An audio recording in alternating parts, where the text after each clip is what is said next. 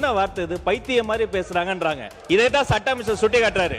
உரிமையில் பேசுவது, வாடா போடா என்ன பேசுவது, இந்த மரபுக்கு விரோதமான வார்த்தைகளை பேசுவது, இதையெல்லாம் அவர்கள் தவிர்க்க வேண்டும். இப்ப அடிக்கிறதுக்கு பாஞ்சு வராரு, கையை வாங்கிட்டு வராரு. நான் சொல்றேன், இருங்க இங்க இங்க பாருங்க, இருங்க இருங்க இருங்க இருங்க. அவர் நம்முடைய முன்னாள் முதலமைச்சர் எடப்பாடி அவர்கள் சொன்னது போல கலைஞர் அவர்கள் 1974 ஆரம்பித்து முதல் முதல்வர் கூட சொன்னார் 69 யார் முதலமைச்சராக இருந்தது என்று அன்றைக்கு சொல்லும்போது முதலமைச்சர் சொன்னார். உடனடியாக நாங்கள் அதற்கு பதில் சொல்லவில்லை. ஆனால் இந்த காவிரி நீர் பிரச்சனையே வந்தது 1974 தான். மறு ஒப்பந்தம் செய்கிற போது தான் இந்த பிரச்சனை. அந்த காலத்திலிருந்து இதுவரை தொடர்ந்து வழக்கு போடுவது, நேரடியாக பேசுவது, 3 முறை நேரடியாக சென்று பேசி வழக்கு போட்டு நடுவர் ஒன்று அமைத்து அதற்கான தீர்ப்பை உண்டாக்கி திருப்பி குடிநீருக்காக என்று அவர்கள் மாற்றி அமைத்து தொடர்ந்து திராவிட முன்னேற்ற கழகம் அந்த நடவடிக்கை எடுத்துக்கொண்டு வருகிறது. உங்களுக்கு தெரியும், நீங்கள் உடனடியாக துரோகம் பண்ணிட்டுலாம் நாங்கள் விவசாயிகிட்ட போக முடியாது. விவசாயி எந்த கட்சியும் காவிரி நீர் பிரச்சனையிலே தவறு செய்ய முடியாது. அவரவரால் முடிந்த அளவு அந்த நிகழ்ச்சியை எடுத்துக்கொண்டிருக்கிறோம். நம்முடைய ஆஃபீஸர் அவர் இன்றைக்கு அமைச்சராக வந்திருக்கார், ஐஆர் ஆஃபீஸர். அவர் அன்றைக்கு பேசும்போது சொன்னார், நான் மின்சாரத்துறை இருங்க நான் சொல்லிட்டுல அதுக்கப்புறம் சொல்லணும். ஏங்க தம்பி கொஞ்சம் இருங்க அமைச்சர் அவர், நாங்கள் சொல்லிடுறோங்க. நாங்களும் அங்கே இருந்தாங்க, ஆனால் பேசுறதை கேட்டுட்டு தாங்க பேசுவோம். ஏன் துடிக்கிறீங்க? எல்லாம் வயசு கம்மி, நல்லா துடிக்கிறீங்க நீங்கள். அதனால் யாரும் எந்த துரோகமும் யாரும் இழைக்க முடியாது. ஒவ்வொரு முதலமைச்சரும் அதுக்காக நடவடிக்கை எடுத்திருக்கிறார்கள். எனவே அந்த துரோகம் என்ற வார்த்தையை எடுத்து விட வேண்டும் என்று கேட்டுக்கொள்கிறேன். கண்டிப்பாக அந்த வார்த்தை அவை குறிப்பில் இருந்து நீக்கப்படுகிறது. அமைச்சர் அவர்கள். மாண்புமிகு பேரவை துணைத் தலைவர் அவர்களே, அதாவது பொதுவாக சொன்னது என்னன்னா 71 காலத்திலேருந்து இந்த காவேரி கடந்து வந்த காலத்தை பார்த்துருக்கோம். 70களில் வழக்கு தொடுக்கப்பட்டது. அப்போது இருந்த ஐயா மூப்பனார் அவர்கள் மற்றும் விவசாய சங்கங்கள் எல்லாம் சேர்ந்து வழக்கு தொடுக்கப்பட்டது. அதுக்கப்புறம் அந்த வழக்கு ஏன் வாபஸ் பெறப்பட்டது, யார் சொல்லி வாபஸ் பெற்றார்கள், 74 எதற்காக அந்த அக்ரிமெண்ட்டை புதுப்பிக்கல, அப்புறம் அப்போ கச்சத்தீவு, இப்படி நிறைய பேசிட்டே வந்தோம்னா அதை சொல்லி தான் துரோகம் சொல்றாங்க. ஒரு சில வார்த்தைகளை கேட்டாலே இன்னைக்கு எதிர்கட்சியினர் உடனே அவை குறிப்பெல்லாம் நீக்க வேண்டிய அவசியம் இல்லை. ஏன்னா என்றால் இப்ப ஊழல்னு சொன்னா வர்றாங்க, நீங்க எல்லாம் ஊழல் செய்யலான்னு சொன்னா தான் மக்களே முன்வரிசைக்கு வர்றாங்க. நீங்க ஊழல் செய்யலான்னு சொன்னா தான் மக்களே எனக்கு முன்வரிசை வருவாங்க. அந்த மாதிரி இருக்கு.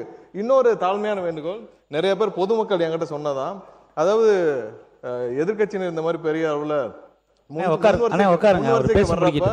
முன்வரிசைக்கு வரப்ப நீங்க பேசுறது மட்டும் தான் தெரியுது லைவ்ல. அவங்க பார்க்க வேண்டிய அவசியம் இருக்கு. அவங்களையும் சேர்த்து காட்டுங்கன்னு சொல்றாங்க.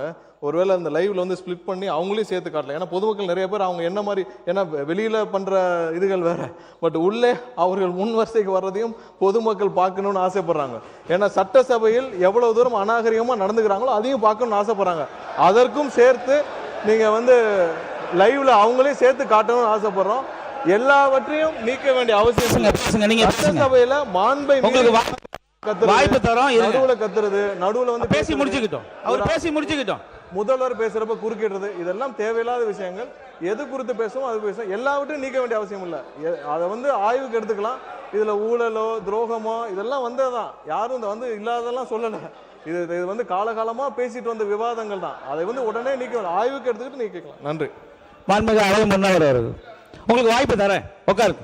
உட்காருங்க, வாய்ப்பு வரும். உட்காருங்க. மாண்பு பேரவை துணைத் தலைவர் அவர்களே,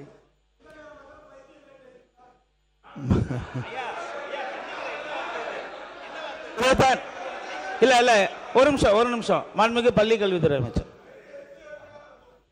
மாண்புமிகு பேரவை துணைத் தலைவர் அவர்களே, என்ன வார்த்தை இது, பைத்தியம் மாதிரி பேசுறாங்கன்றாங்க. இதைத்தான் சட்ட அமைச்சர் சுட்டி காட்டுறாரு. உரிமையில் பேசுவது, வாடா போடா என்ன பேசுவது, இந்த மரபுக்கு விரோதமான வார்த்தைகளை பேசுவது, இதையெல்லாம் அவர்கள் தவிர்க்க வேண்டும். இந்த சைடு கண்ட்ரோல் பண்றதுக்கு வெற்றி தலைவர்களுடைய ஒரே ஒரு கடைக்கன் பார்வை போதும். ஆனா எல்லாரும் கேட்டுக்கொள்ளுங்க, நேரலை கொடுத்துக்கிட்டு இருக்கோம். என்ன வார்த்தை அது, சபைக்கு இல்ல இதை ஏற்றுக்கொள்ள முடியாது, தவறான வார்த்தை. இப்ப அடிக்கிறதுக்கு பாஞ்சு வராரு, கையை வாங்கிட்டு வராரு. இவர் மீது நீங்க தகுந்த நடவடிக்கை எடுக்கணும் என்பதை நான் கேட்டுக்கொள்கிறேன். உட்காருங்க. அண்ணா ஒரு நிமிஷம். இந்த சம்பவத்தை பத்தி ஆய்வு பண்ணி பேரவை தலைவர் வந்ததுக்கு அப்புறம் தகுந்த பேரவை விதிகளுக்கு உட்பட்டு என்ன நடவடிக்கை எடுக்குமோ அதை எடுப்பார். நீங்க பேசுங்க. ஒரே ஒரு நிமிஷம். மாண்புமிகு அமைச்சர் நிர்மல்குமார் எதை பேசினாலும் சபையை கிளப்பி விட்டுறீங்க.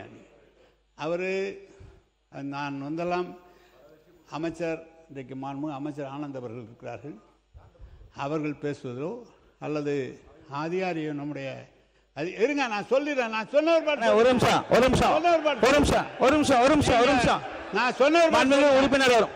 மாண்புமிகு அண்ணா நேரம் ஒரு நிமிஷம். மாண்புமிகு உறுப்பினர் இல்ல இருங்க இருங்க இருங்க இருங்க நான் சொல்றேன் இருங்க இங்க இங்க பாருங்க. இருங்க அண்ணா ஒரு நிமிஷம். இல்ல அங்க மைக் கொடுக்காதீங்க, கட் பண்ணுங்க.